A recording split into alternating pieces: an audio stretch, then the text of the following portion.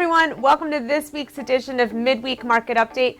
I'm Ashley Rosser with Victory Fiduciary, and today we're coming to you from the cold New Jersey atmosphere right now. We've gotten some snow over the past couple of days and temperatures have really dropped, so quite chilly here, but the one thing that is not chilly is the stock market. So certainly we have seen significant advances over the last few weeks, despite that brief pullback that we did see in the midst of all of the volatility associated with GameStop and AMC.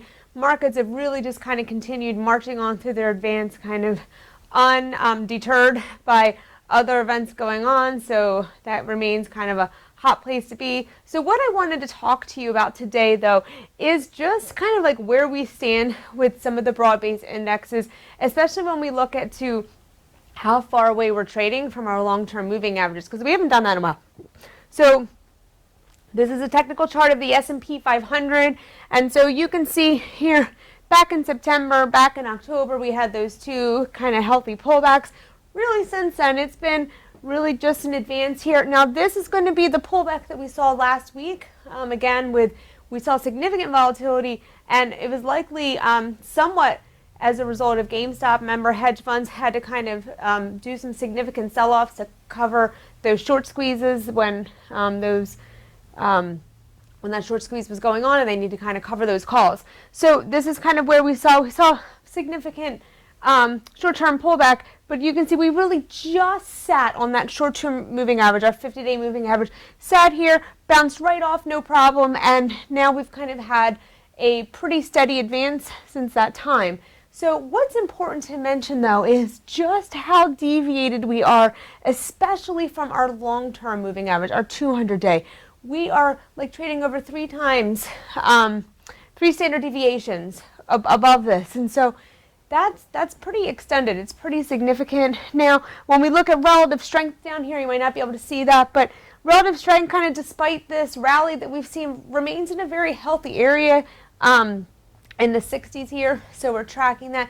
Remember, when we see us get kind of over 70, that means that maybe we're going to need to cool off for a little bit. So we're kind of just hanging in this pretty healthy area. We're just really extended. So that's not necessarily good or bad. It's just kind of like a fact that we're extended here. And so if I go back and I take a look at some of our other securities here. So if we look at the NASDAQ, we're going to see that really kind of the same story here. So with the NASDAQ, with that correction that we saw last week, we didn't actually quite come down to the 50-day. We stayed above it, but again, very deviated from both our short and our long-term moving average. And then also, real quick, just going to show you one more. If we look at the Dow.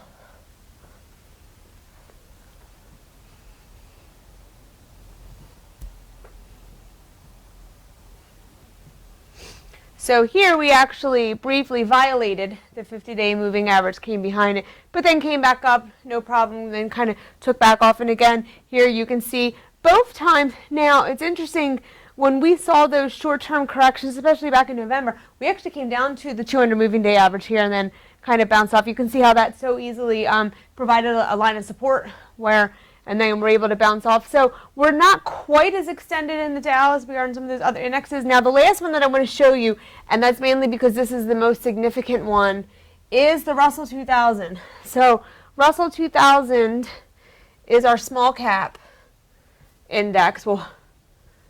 And so you can just see, I mean, this thing has just, so we saw some corrections back in early fall. I mean, look at this thing. It has literally just been in a straight linear progression. We saw a little bit of pullback here, and then no problem, foot back on the gas, right back up.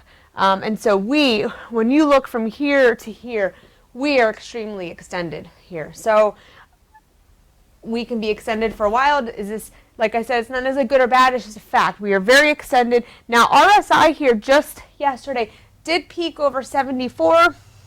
And so you can see last time we peaked kind of above that, then we did have that small correction, then did it again.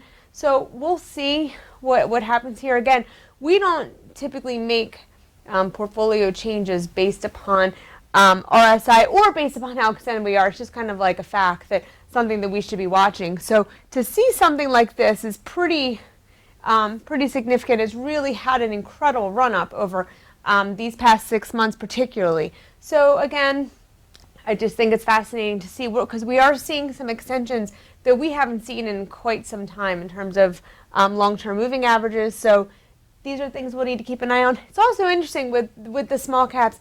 You know, you hear a lot about individual investors are just really chasing performance right now. They're chasing penny stocks. So those are those areas of the market that are those stocks that that are small, with very small companies, or maybe they don't have great valuations to kind of support them.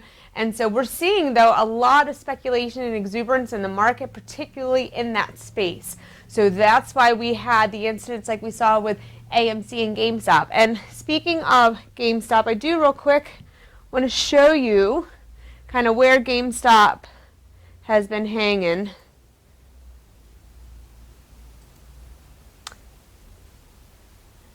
Just so we can kind of see it the whole way through here.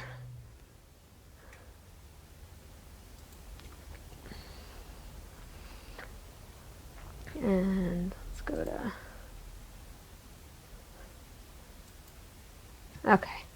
And so you can see, as we said before, GameStop had done a whole lot of nothing forever and then up, down. So as of today, it's actually trading now below $60. It's trading around 50 something today.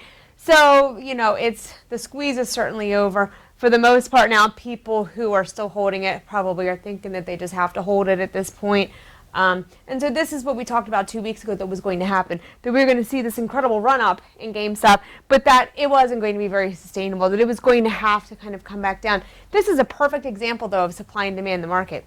So here is where supply was in control. There was plenty of GameStop. Nobody really wanted it. Okay, so supply was in control. However, this like false sense of demand was created here by, hey, let's short squeeze the stock and we're all going to become millionaires and we're going to stick it to the hedge funds at the same time.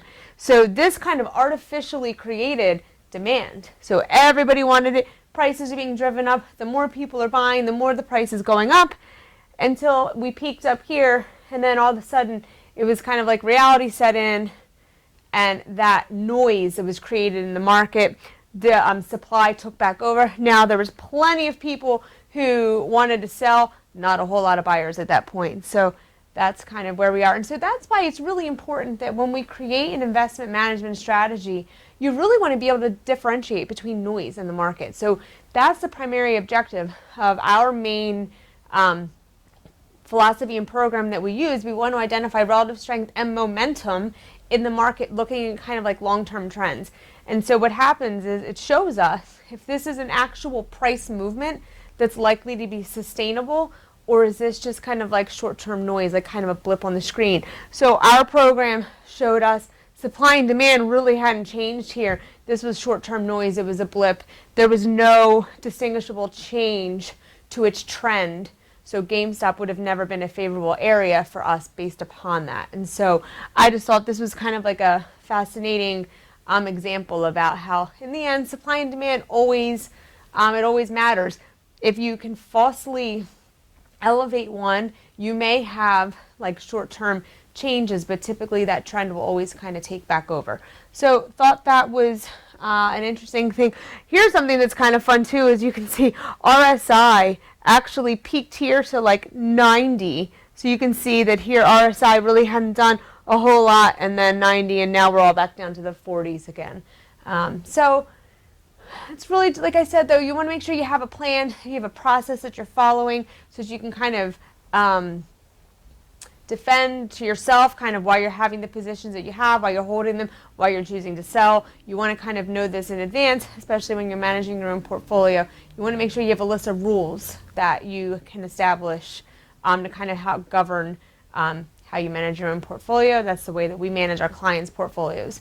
So that's what I wanted to talk about today. So from short-term, intermediate term, markets kind of continue to kind of just brush off whatever comes along the line. They kind of look at it. Sometimes they take a day or two to digest it, and then they say, it's okay, and they keep on marching on. So for now, we will continue to march along with them and continue to give you just the information, the details that we're seeing as we get it, so that we can hopefully help you also feel like you can make good decisions.